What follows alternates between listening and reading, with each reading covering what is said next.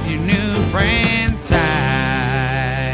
Hey guys, welcome back to the Tea Party Podcast. It's the podcast where you find new friends and new music. This week, I am joined by an Ohio native who has been writing and touring with Alexandra Kay. She's here to talk about her journey and share some brand new music. Let's welcome to the show, Miss Tana Matz. Tana, how the heck are you, friend? I am so great, Ty. How are you? I am doing fantastic. We were just talking about it. I just got back from Las Vegas, so I'm still kind of catching up, and you're in this whirlwind getting ready for tour. Oh, yeah. It's been absolutely insane. Absolutely insane. I'm so excited. But you're at home now, right? I am home. For a little while? Yeah. We've been off of the road for, I guess, a bit over a month. It was like right before 4th of July, I think. So yeah, just kind of, it's hard because you want to take the time in between to rest, but there's also so much to get done. So it's this crazy balance of like, okay, make sure you're sleeping enough and getting extra sleep because you didn't sleep at all on the tour and you're not going to sleep much on the next, but also like do the job of 3 people during the day. So it's a juggle, but it's fun. Well, I'm excited to dive into that. We'll tee off with Tana next. It's time to tee off with Ty. Here comes the first 4. Okay, here we go, Tana. Question number 1 of the first 4. Would you rather be the funniest or the smartest person in a room, and why? Smartest, for sure. There you go. Right away. I love it. Yeah. Well, okay. I guess also being the smartest person can be so frustrating, I feel like, because you're not learning anything from anybody, Mm-hmm. That's true. So,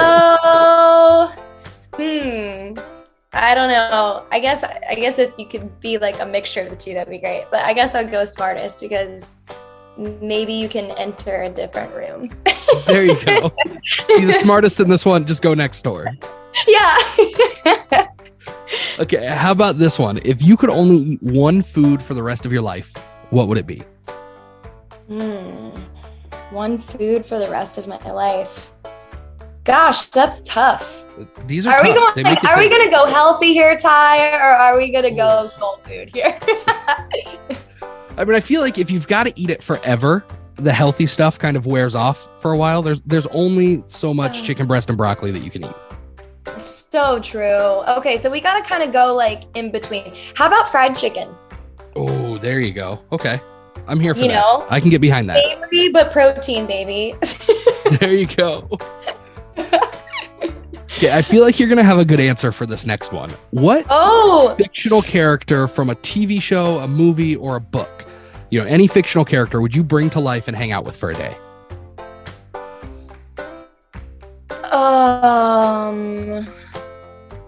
This is a great question. Wow. Okay, who would you choose, Ty? Oh, nobody's asked me that. It is a good question. See, it's different when you're on this side. It would probably be, actually, if this is very niche, but it would probably be Leslie Knope from Parks and Rec. She just seems here's the deal. I've never watched that. I never watched that, so I can't weigh in. But if you feel like she would make you a better person, that's awesome.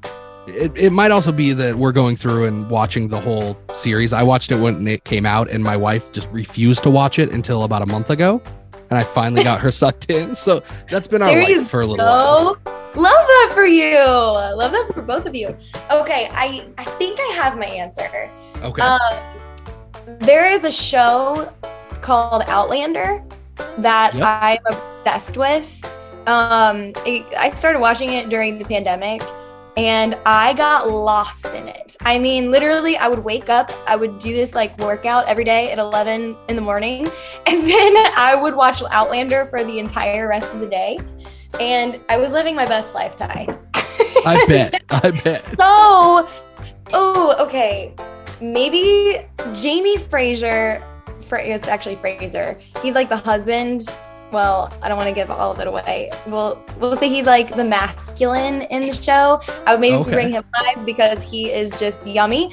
Or I would bring his wife alive, or the feminine role alive in the show because she is just such a boss. She's like we were saying, she's so smart.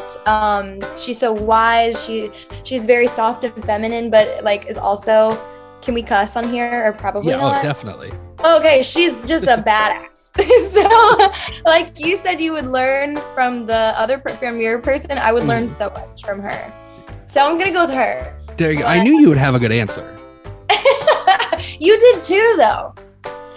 I can honestly say I don't think anybody has ever asked that question back to me. So it made me think. That's good work. There you go. This is fun. Okay, last question of the first 4 before we get into the real tough questions. If you could have an unlimited supply of anything, alcohol, tacos, Pepsi, guitar strings, scotch tape, whatever, other than money. Okay, because I was about to so hardcore say money. Okay. What would you have an unlimited supply of? Gold, so I could sell it. I think it was Jordan Rager that said that he would have a bunch of money-making machines. So I feel like it's the same path. We'll see, like, if we're talking, like, you know, the world looks a whole lot different, what's paper money really gonna be, you know? That's like, true. That might just start a fire. So I would want the most precious resource that we at least know of today. So gold. But I feel like that's kind of cheating. But I mean, you could do lots of things with gold. It doesn't just have to be money. Yeah, jewelry. There we go. Very versatile. Necklaces. Exactly. Well, Tana, that was the first 4. Thank you so much for playing along. But now I want to get into your story. Give us the Wikipedia version of growing up in Ohio and tell us how you first got into music. Oh, wow. I feel like it's such a loaded question, you know, because I've always loved music since I was little. And I was always listening to like very mature music. Like I was 4 and was obsessed with Celine Dion and like, you know, just really powerful songs, I think really just got me kind of at an early age. And I loved melody and, you know, so I really loved like Britney Spears and that kind of pop ear candy kind of stuff growing up. Mm-hmm.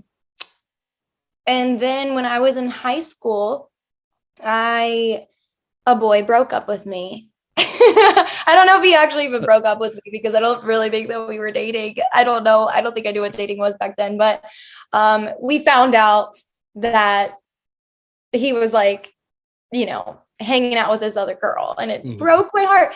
And I was so young and I didn't know what to do with my emotions. And I just started writing actual songs. I really think I started writing songs when I was like early grade school, like 2nd or 3rd grade, but I didn't really like think of it as songwriting. I just thought of it as like, you know, I don't know. I didn't think like, oh, people do this for a living. I was like, oh, I just want to like sing a song that I put together or whatever. But I didn't really, I think like Taylor Swift kind of when she took the world by storm and in those kind of like high school years, I started realizing like, oh, maybe I could do that. And so I kind of tried to start singing. I always enjoyed singing, but it was something that was like really, really vulnerable for me to do. Like I think my parents were the last people that I ever sang for. Like I'd sang for my friends and I'd done all kinds of other things with school, but it was like something I just really wanted to hide. I was not comfortable doing it. And I'd gone on a trip with some friends of mine in school. It was, I think, my best friend's like 16th birthday. And her grandparents bought us this limo to go, limo for her 16th birthday. Yeah. We rode in this limo all the way to Gatlinburg, Tennessee.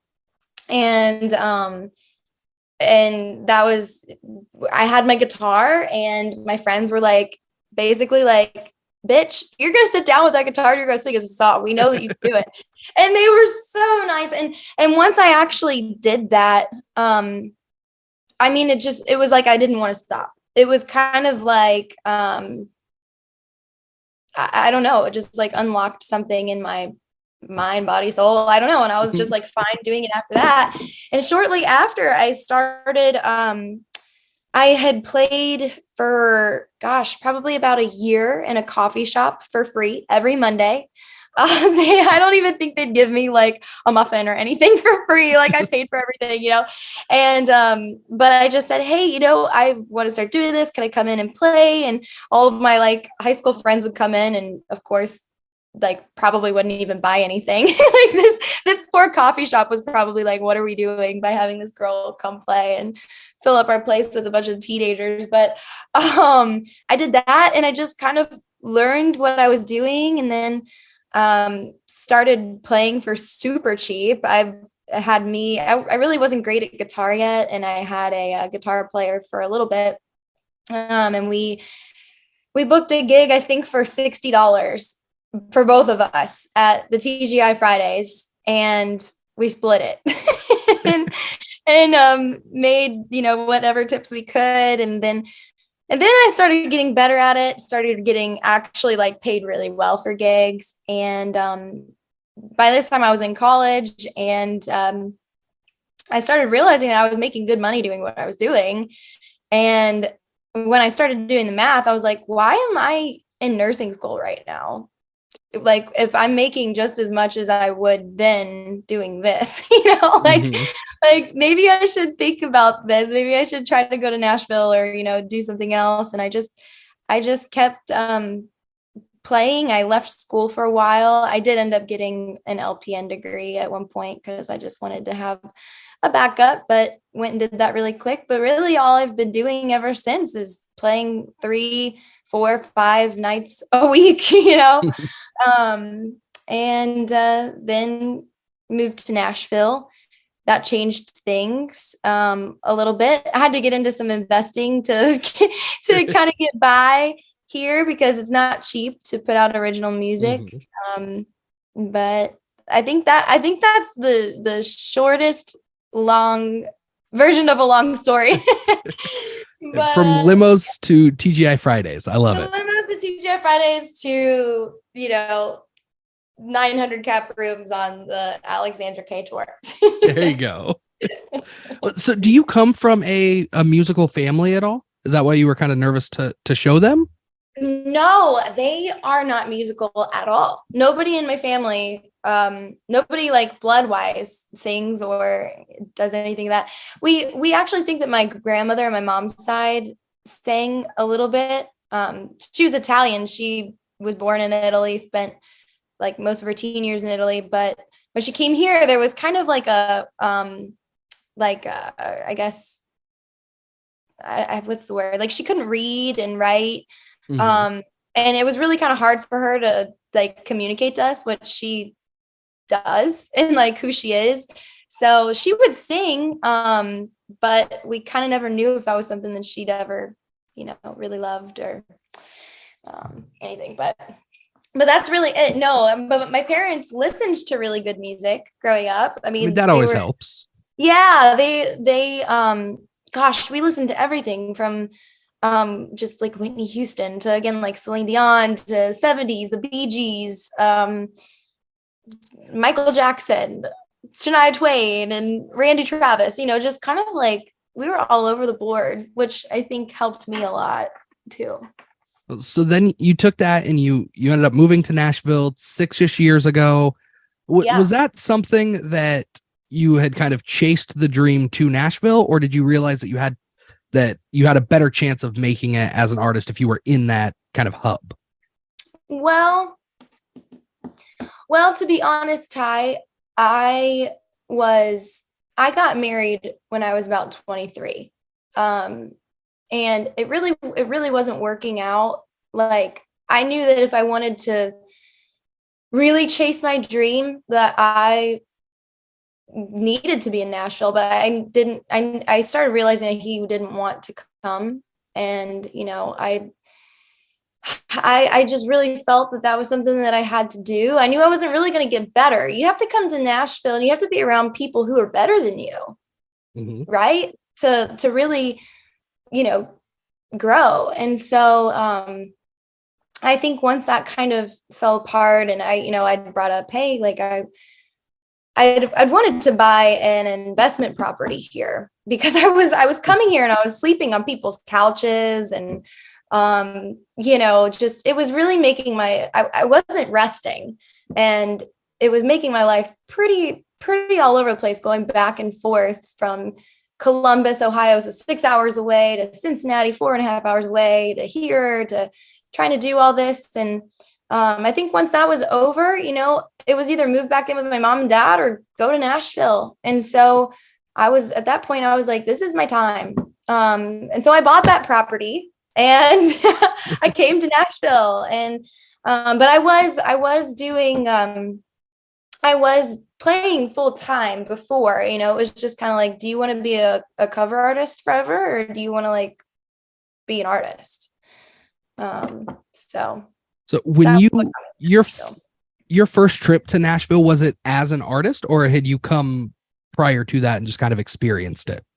I got to come. My mom used to bring me. We were big concert goers. Okay. Country concerts all the time. Yeah. So I think I want to say that my first time to Nashville was probably to see a Billy Currington concert. I was such a huge Billy Currington fan. And actually it might have been the CMT Awards, probably in like 2006 or something. I think it was CMT Awards. Anyway, so my mom would bring me down, and I think that she knew that I had a love for this. I was just too like scared to break out of my shell with it. Mm-hmm. So she was really, really great and exposed me to that early. Well, and we were only 4.5 hours. Sorry, I didn't mean to interrupt you. No, you're good. We were only 4.5 hours away from Nashville, so it wasn't like a big trip to make. Oh yeah, that definitely makes it a lot easier than having to like fly to Nashville every time that you want to go. Exactly. Yeah, it was just like a weekend trip a lot of the time. So then you got to Nashville. You ended up finding a place to live, and then got off the couches. Right? Did the EP come out, I assume, after that? After you kind of stabilized out there? The EP actually came out, I want to say, before I moved. Oh, okay. Yeah, it was like right before I moved. It was right when I'd started coming down here. And I'd started really writing with co-writers for the first time. And I had the money at the time to do it. And yeah, so that was right before. Yeah. And how affirming of that decision to move was it for you? That it released at number 11, that In Time released at number 11 on iTunes.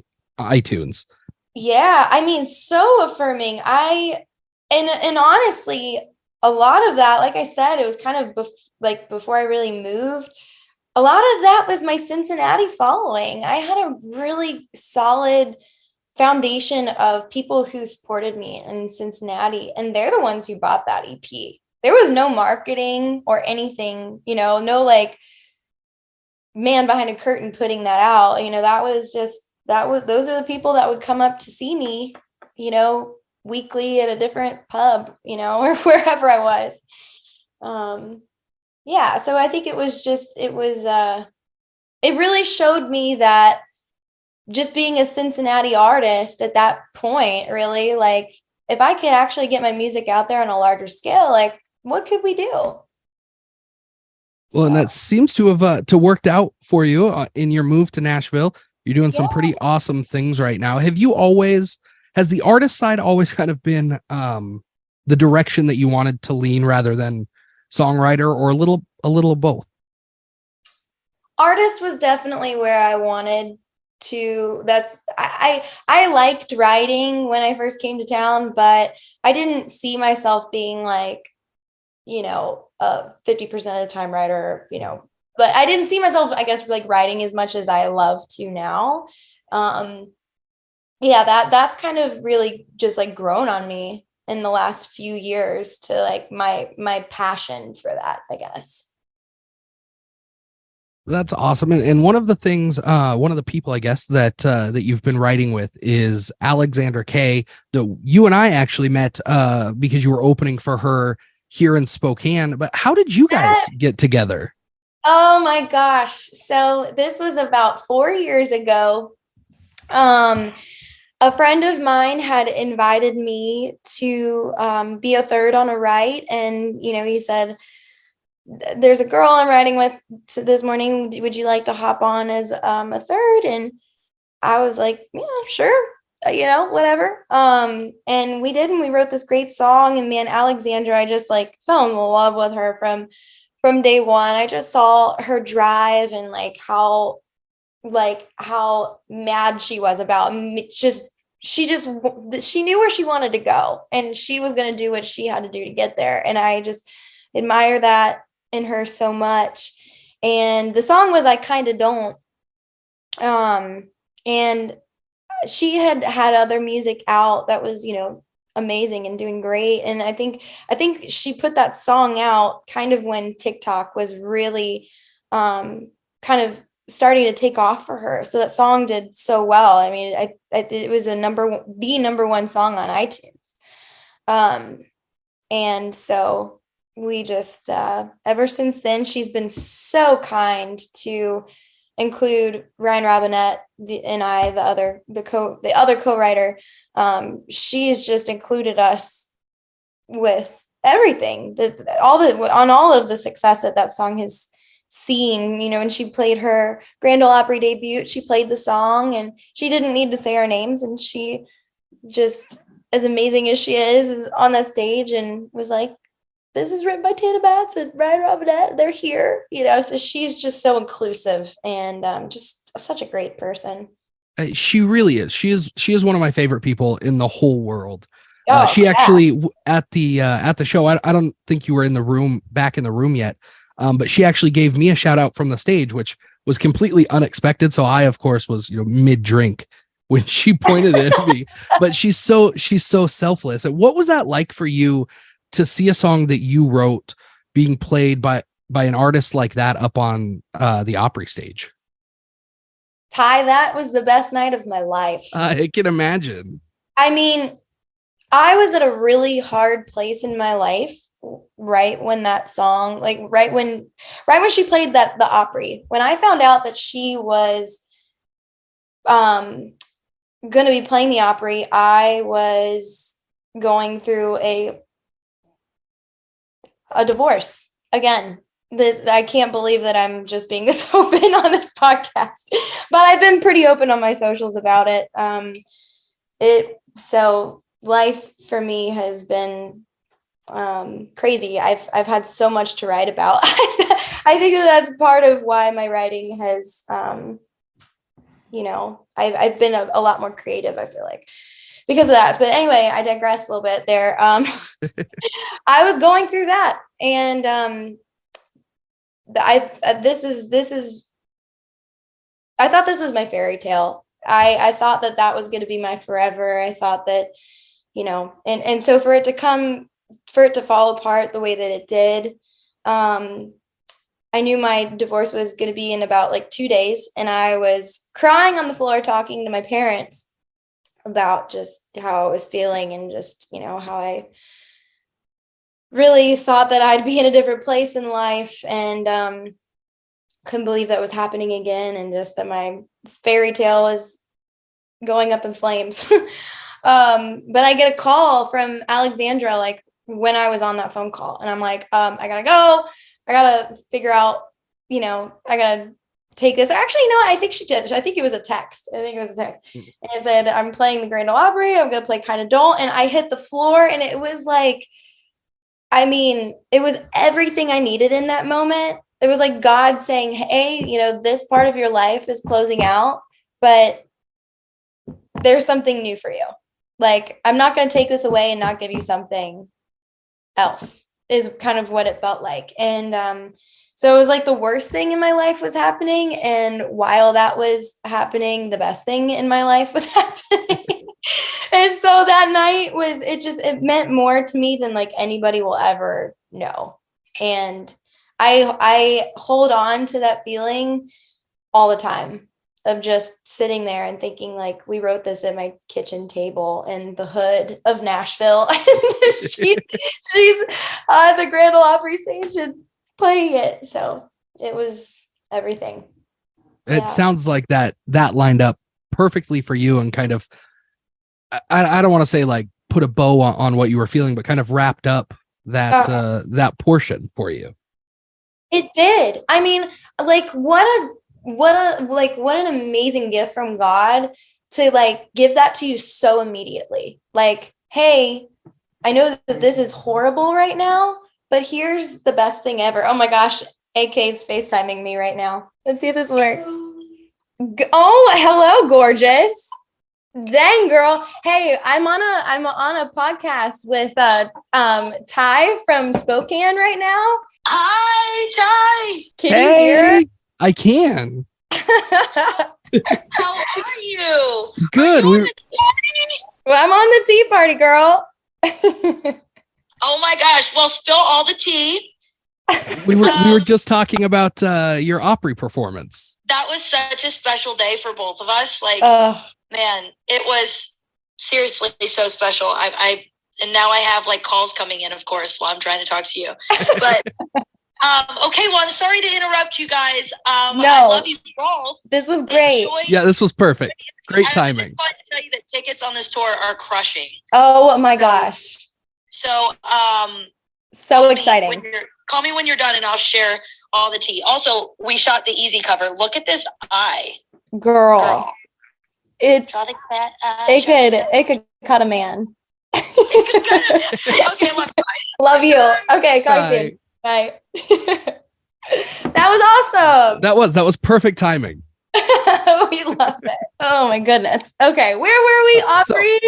So jumping back into it, how did you end up on her last tour? Like, what was that conversation like when she asked you out?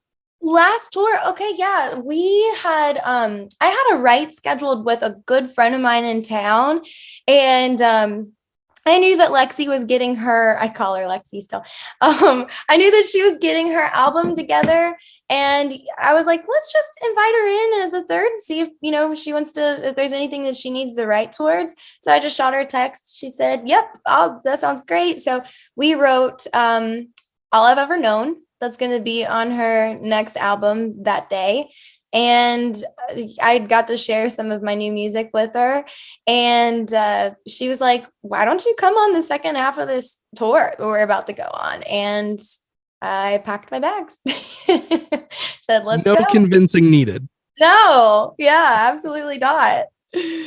No. So then we got to see you here in Spokane on the second half of that tour, and now you're going out with her on the Dive Bar Dreamer tour. That we're releasing this on Tuesday the 18th. You guys actually, your first show is in Kansas on the 19th. What are you looking forward to most about getting back out on the road with her? Oh my gosh, just share. This is the fun part. Like just getting on stage and sharing what we've been working on with people. Just and a lot of the fans have been, listening to like all of the new music and whatnot on like TikToks and stuff. So it's just so fun to kind of go and like see them singing along to your songs already. And just we also just have so much fun out there. Their team is incredible. They're just the most like selfless, amazing people ever. And so it's just so great to be with good people. And I can imagine that just that whole group that Alexandra Kay surrounds herself is incredible. So then getting to be a part of that group for so long, I just feel like you have to be a good person to hang out with them. That's so nice. But so what is that like in between shows for you guys out on tour? I mean, are you writing every day? Are you out exploring? Are you just sleeping between load out and load in? Yeah, it's so tiring. It's really difficult for some, and it's difficult for me to get rest when the bus is moving. So a lot of times we're just kind of resting and just trying to kind of, do whatever we feel like we need to, if that's work out or just drink a bunch of water, shower, self-care, I guess. But I think we are going to really try to write more on this tour. We talked about that, but yeah, eating food, resting, self-care. Working on content. No, so you guys have actually been together a few days over the last week or so. You mentioned making content, but you guys have been live on social media, which is kind of one of my favorite things. Just come and hang out in the room with you guys. Oh, Just watch you guys sing and play songs. It's just so fun to hang out. Do you guys do that out on the road at all, or is that an at-home thing? This was kind of a new thing. Like we were all just hanging out one night. And we were playing songs and she was like, you want to go live? And we just did it and people really liked it. And I think that it helped us with ticket sales. She was, kind of seeing jumps on that. So we just decided that we were going to do that more. And I think we were maybe going to try to talk about doing it today. So there you go. Perfect timing. Might have to try to tune in later, but yeah, it is so fun to hang out. Again, like I said, we really just like enjoy hanging out and we just enjoy being together. So yeah, it's always fun. I feel like the whole journey as an artist is very isolating sometimes. So it's got to be great to have somebody that is such a good friend that you can do it together with. Oh, you have no idea, Ty. It's really hard because nobody understands how much work this takes unless they're in it, and it's not that nobody understands, but it's, most of my friends aren't artists. So, and if they are, maybe they just really don't get this grind that at least we're on right now. And, AK has more on her plate than I do for sure. So I think that we get along well because I get it and she gets it. And, we don't have to talk every day, but when we do, it's like, how are things? I don't know. We just connect and just pick right back up. So that's awesome. And I feel like this is a good time to kind of turn and talk about your songwriting, and beings that, you've written with AK, you do some stuff by yourself. Are you somebody that's more likely to write alone, or do you thrive more in that co-write setting? Both. This is kind of what I do. I like to get maybe a hook, and a melody, or at least a good idea. It's usually a hook.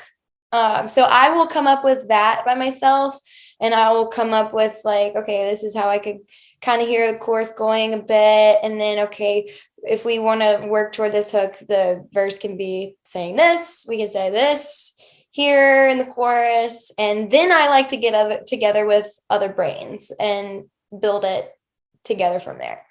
Because I think you can write amazing songs by yourself, but to me, in my mind, is like two brains are always better than one. And they're going to come up with ideas that you don't have, that you would not think of. So I do like taking the idea from there into a co-write. That makes a lot of sense, actually. You kind of get it started with the idea that you have, and then you get some help from friends. Yeah, that's always nice. Absolutely. When I first started writing, I was going into these writes with people, and I was kind of trying to figure out what the heck I was doing. And there were so many times that we'd sit down and everybody's just like, all right, do we have anything? No. Well, what do you want to write about? I don't know, and I'd be like, gosh, okay, there went 5 hours of my day and an hour and then an extra hour in traffic, it's just like, if I'm going to go into this right, I at least want to come in with something. So that's kind of how I kind of roll with it. Well, and I found that some people are passionate about this question, we'll say. But when a song idea comes to you, are you a pen and paper type girl, or do you throw it on the voice app on your phone, or do you put it in notes, or you send yourself an email? I am a notes and voice memo girl. Yeah. I probably go to my notes for a concept first, and then I'll be like just singing melodies in the shower or in the car. And I'll put those in my voice memos. So yeah, that's where I live creatively. So do you typically have a starting point? Do you typically start with the lyrics or the melody, or do they kind of come separately and you put them together? Yeah, I would say it's 50-50. Like sometimes a melody comes first, sometimes a concept comes first. I think recently it's been more conceptual for me because I've just, I've been isolating myself, just healing from all kinds of gunk that has built up in my head over the past, in my whole life. It's kind of, I've kind of been on this, like, I guess, healing journey or spiritual awakening, some people say. So I feel like I've just kind of gone conceptual and just been in my head and just been coming up with a lot of kind of like words. So I would say lately it's been lyric first, probably. Well, and we have a new song that you were kind enough to share with us. It comes out on August 4th. It's called Something You Never Had. And I feel like this song probably came out of a place like that for you. But let everybody, or I guess tell everybody the story behind the song. How did the idea come about and what was the writing process like? Oh, man. You're going to get me in trouble, Ty. So, no, this song was a kind of true story for me. At least from my perspective of the situation. I'd met someone that I thought was going to be my forever. I thought that this was the guy that I'd been waiting on for a long time. And when we got married, we started kind of, I would say it was actually a little bit before the wedding, but I was just at that point, I just wanted it to work so bad that I threw all the red flags out the window. And didn't trust my intuition there, but it was kind of after things were like solidified, really started learning who this person was and realized like, this is not the person for me at all. Like, I would never do these things, say these things, treat me that way, treat anybody that way, treat kid that way. It was just like, my king had became the Joker. And that's one of the lines in this song. At least for me. Yeah. The line is the king became the Joker. He didn't treat me like a queen anymore. And that's what it felt like. So that's where the song came from. And yeah, I'm excited about that one. Well, is it okay if we let everybody take a listen to it? Sure. Well, here it is. It's unreleased music from Tana Matz. It's called Something You Never Had.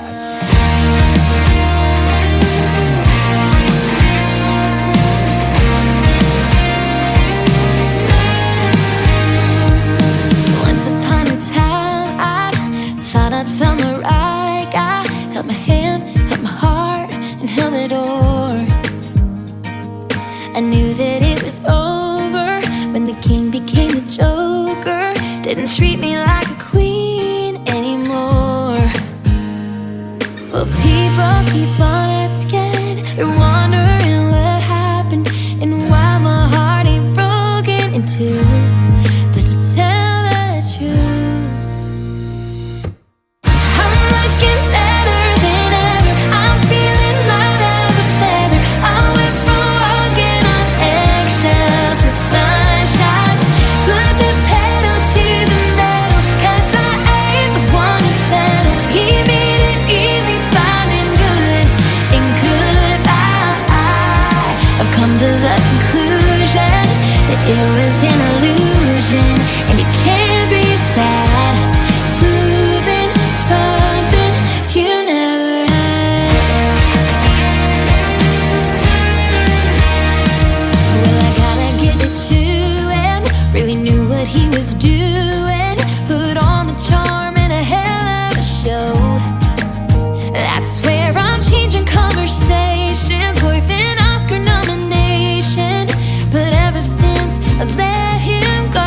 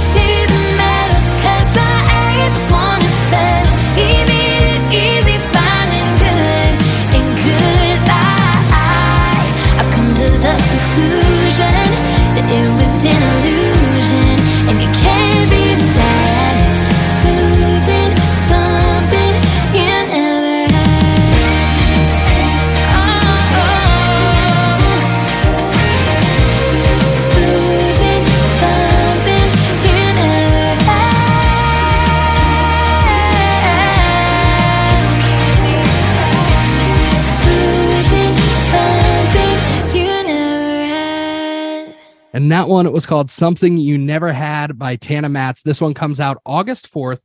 But Tana, you're also playing kind of a hometown show on August 4th. Is that right? Yes. And we're doing a big pre-save for the song as well for that. That's a text club, right? Yes, it is a text club. I can't remember if I put that in the email or not. But I can drop that number if we want to fit that in. Yeah, definitely. Yeah, it's 513-613 513-613-9658. And if they text some SYNH or Something You Never Had, either one, to that number, they will get the song first. And I'm going to be sending out a link to some footage from the writing room from the day that we wrote that song.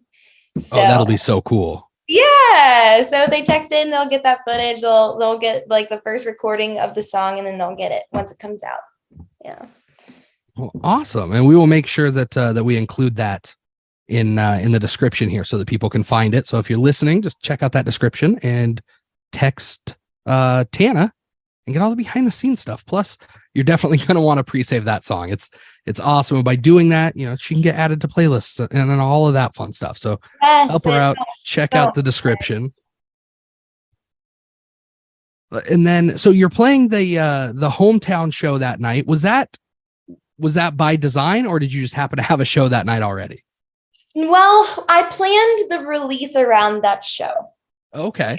Yeah, I knew I wanted to release it at some point in these, in this like month. And I just thought, what a better time to do that. And we have a surprise song coming out that day too. So yeah, double release. That 2 for 1. Yeah. Anybody who pre-saves Something You Never Had to, they'll get that song as well. So other than joining the text club, how can people keep up with you? What are your social media handles? Instagram. Yeah. All of them actually are at Tana Matz, and that's my first and last name. It's TANA M as in mom, ATZ as in zebra, at Tana Matz. And that's Instagram, Threads now. We have to add Twitter, all of the platforms. And then Facebook is Tana Matz Music. The Facebook page has been doing well too. Oh, and TikTok, of course, can't forget TikTok, of course. Yeah. Well, Tana, this has been an absolute blast. I can't wait to do this again. We're definitely going to have to find you out on stage again at some point. But before we let you go, we end every episode kind of the same way we started it. You up for it? Oh, so up for it. Let's go. It's time for the Final Four. Okay, here we go with question number 1. What's your favorite guitar brand or style? Gibson. You were ready with that. Yeah, I love Gibson. To be honest with you, I don't know much about like the different styles. But I like the warmer kind of deeper sounding guitars. Mine's like a dark wood. I've just always loved that. The lighter wood guitars seem to be a little bit more bright. Mm-hmm. So yeah, the darker wood is my favorite. And Gibson, I have to say I'm a Gibson fan over Taylor. Yeah, I feel like you can't go wrong with Gibson. No, yeah, this guitar I've had it since 2013, and it's my baby. Oh wow. So great. Yeah. Okay, question number 2, and you can cheat and look if you need to, but who are the 3 most recently played artists on your Spotify or Apple? Alexandra Kay. Easy. Of course. Okay. This is gonna expose me. Okay. So we got Alexandra, and then I have Nelly and Ja Rule. That's awesome. Oh my gosh. I mean, I feel like those are 2 very underrated artists in the country listening space. It seems like every country leaning person that I talk to also listens to Ja Rule and Nelly. I mean, but of course. Yeah, no, I love I love me some of that, just vibing music. Okay, here's this question might get you in a little bit of trouble at home, but I feel like I have to ask it. No. On a scale of 1 to 10, how would you rate Cincinnati Chili? A 10. Okay, maybe you're not going to get in trouble. No. I figured anything under 10 probably was going to get a little bit of backlash. I was a server at Skyline Chili for 3 years. Really? Oh, I lived in I should have known that. the conies. I lived and breathed them. Oh, that's awesome. Yeah. Oh, I love me some Skyline Chili. Yeah. Okay, last question we have for the whole podcast, and take as much or as little time to answer this one as you want. But if you could pick one thing for people to take away from your appearance on the show or your music in general, what would it be? One thing that they would take away from a show? From your appearance on this show or just from your music in general? Oh, one thing. Like just the one thing that you want to stick with them. Oh, man. Oh, this is a really, really great question. I wish I'd stewed on this one for a minute. I should send this one ahead. You should. This is because this is such a great question. And you want to be able to say something like meaningful. It's super authentic. I would say that I just want people to know that they're not alone, and like, no matter what you're going through, like, you can create a beautiful life if you want to. It might take losing people. It might take doing uncomfortable things. And I think losing people is like the hardest part of that, is walking away from situations that don't serve you anymore. But I'm a big believer in, like, if you can see it, like, you can do it. And I think that's been the biggest thing that I've taken away from kind of like my last year. And I hope that reflects in my new music. I think it reflects in all of the music that you've written. I mean, you can feel that authenticity and that message really across anything in your musical library. So if you're out there, go find Tana Matz wherever you're listening to music. Text her, pre-save this song. You heard it. It's going to be awesome. I am excited to see what's next for you. Thank you so much, Ty. Thanks for letting me spill the tea. Oh, of course. Anytime that you want to come on, you're more than welcome. I can't wait. We'll do it again for sure. Deal. And guys, that was another episode of the Tea Party Podcast, the country music podcast, where you find new friends and new music like Tana Matz and Something You Never Had. Go tee off on the like button at facebook.com/Tea Party Podcast. This has been a Tea Party Communications production. Theme music created by Jesse Quandt. Announcer voiceovers by Jay Gwinn. And as always, hosted by Ty Pisani.